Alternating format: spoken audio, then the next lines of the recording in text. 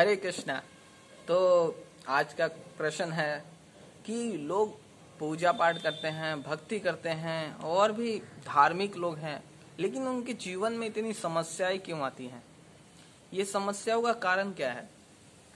तो बहुत से लोग मैं देखा हूँ कि भक्ति करना स्टार्ट करते हैं और समस्याएं आती हैं उनको इतनी, और समस्या के कारण वो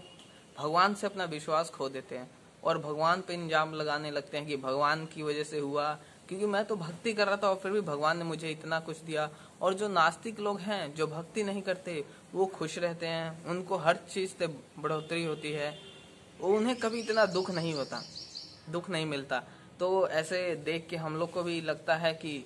बताओ, हम लोग भक्ति कर रहे हैं और जो भक्ति नहीं कर रहा वो कितना शांति से सुख से है, और हम लोग भक्ति कर रहे हैं, हमारे जीवन में इतनी कष्ट क्यों आ रहा है? तो इसमें एक कथा आती है, एक स्टोरी से मैं आप लोगों को समझाने का प्रयास करूंगा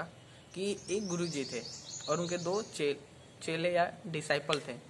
तो दोनों डिसाइपल में से एक डिसाइपल था, वो बहुत ही भक्ति भाव वाला था, और कहीं भी कथा होता था, प्रवचन होता था, तो वो वहाँ दौड़ के जाता था, क्योंकि उसके अंदर कथा सुनने की बहुत ही लालसा थी। और वो जाता था, कथा सुनता था,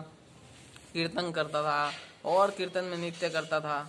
और जो दूसरा था उनका डिसाइपल, वो हमेशा वेश्या के पास जाता था और भोगने का प्रयास करता था, भोगता था, अपने इंद्रियों को तृप्त करता था। तो अब भौतिक संसार में हम लोग देखते हैं कि हम लोग जब हरि नाम करने जाते हैं तो बहुत से लोग होते हैं जो अपने घरों से बाहर निकलने का भी कोशिश नहीं करते, चाहते नहीं कि हम घर से बाहर निकले, क्योंकि हरि नाम जब हम लोग गली गली करते हैं तो लोग घर में से छुप के देखेंगे, नहीं तो कुछ हिम्मत करके बाहर आते हैं। किंतु यदि हम लोग ने कई लोगों से पूछा कि लोग यहाँ क्यों नहीं बाहर आते हैं, तो वो लोग बोलते हैं कि स्वामी जी, ऐसा है कि आप लोग हरे कृष्णा कीर्तन कर रहे हैं, तो यहाँ के लोग डरते कहीं इन लोगों को साधु ना बनना पड़ जाए आप लोगों का कीर्तन सुन के। तो वो व्यक्ति बोला कि ये बात से तो आप ये लोग डरते हैं, किंतु दूसरी बात यह है कि यदि यहाँ कोई अभी डीजे लगा दें या किसी हीरोइन या एक्टर को किसी को बुलाएं नाचने के लिए, या प्रोग्राम इस टाइप का प्रोग्राम हो, तो सभी लोग इकट्ठे हो जाएंगे और आसपास के जितने बूढ़े लोग हैं वो तो सबसे पहले इकट्ठे हो जाएंगे। तो मैं ये बताना चाहता हूँ कि देखिए, आप कितना भी भोग इंद्रियातीत कीजिए, लेकिन जो शरीर बूढ़ा हो गया, लेकिन जो आंखें है ना, इसको भोगने की, इसको हर चीज देखने की इच्छा है और हर चीज नया नया देखने का इसका इच्छा रहता है। तो हम इसलिए भगवत गीता में भगवान कृष्ण अर्जुन को कहते हैं कि तुम अपनी इंद्रियों को कंट्रोल करो, क्योंकि जो इंद्रियां है ना, बेलगाम घोड़े हैं और इसको कंट्रोल करना बहुत ही कठिन है, किंतु इसको कंट्रोल कर सकते हैं केवल कृष्ण भक्ति के द्वारा और अभ्यास के द्वारा। तो फिर उसके बाद क्या हुआ कि वो जो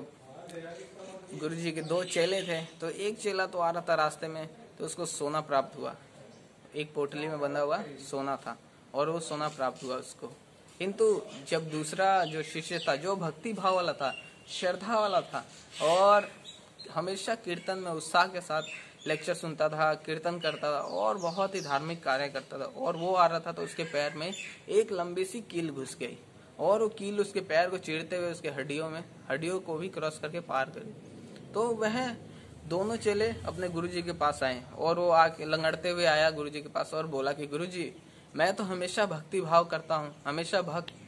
कथा सुनता हूँ, कृष्ण से ही टच रहता हूँ, किंतु मेरे पैर में कील चुभ गया और ये हमेशा वैश्या के पास जाता रहता है, भोगने की इच्छा रहती है इसकी, हमेशा भोग विलास में लगा रहता है,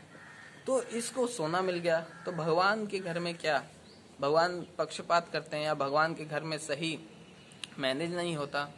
या भगवान हम लोग के ऊपर ध्यान नहीं देते? ऐसे बहुत से लोगों के अंदर क्वेश्चन आता है कि भगवान मेरे ऊपर इतना पाप क्यों कर रहे हैं, भगवान मेरे को इतना कष्ट क्यों दे रहे हैं? तो इसके ऊपर गुरु जी बताते हैं कि देखो, इसको जो सोना मिला है, इसके पिछले जन्म में बहुत ही अच्छे पुण्य किए थे, जिसके कारण इसको राजा बनना था। इस जन्म में इसको भगवान राजा बनाने वाले थे, इसको बहुत सारा धन देने वाले थे, किंतु इसके कुछ कर्म ऐसे थे, ऐसे वेश्यावृत्ति में भोग विलास में लगे रहने के कारण इसके जो कर्म थे वो क्षीण हो गए, कम हो गए, और ये इतना ही कर्म इसका बचा और भगवान ने जितने कर्म बचा उतना ही इसको सोना दिया, नहीं तो ये इस जन्म में राजा बनने वाला था। और बोला,